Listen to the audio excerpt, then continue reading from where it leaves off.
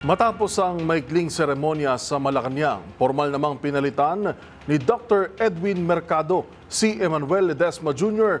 bilang bagong pinuno ng Philippine Health Insurance Corporation o PhilHealth. Narito ang ulat ni Lef Narciso.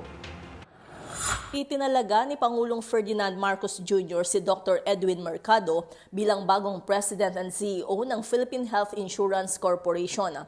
Nanumpa si Mercado kay Pangulong Marcos sa Malacanang kanina.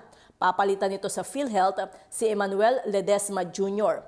Ayon sa Presidential Communications Office, si Mercado ay isang US-trained orthopedic surgeon na may 35 taong karanasan sa hospital management.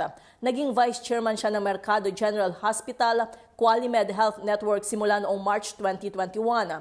Nagtapos si Mercado ng Doctor of Medicine sa University of the Philippines noong 1987, Master of Medical Sciences in Global Health Delivery sa Harvard Medical School noong 2023. Mayroon din siyang Executive Masters in Healthcare Administration mula sa University of North Carolina sa Estados Unidos.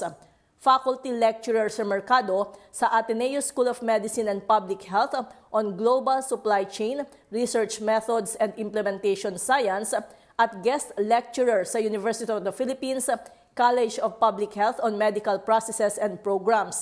Ipinakita daw nito ang mahusay na liderato at executive and strategic planning expertise sa expansion ng Mercado General Hospital Incorporated sa national chain ng healthcare facilities. Para sa MBC TV Network News, ito si Lef Narciso, una sa Pilipinas, una sa Pilipino.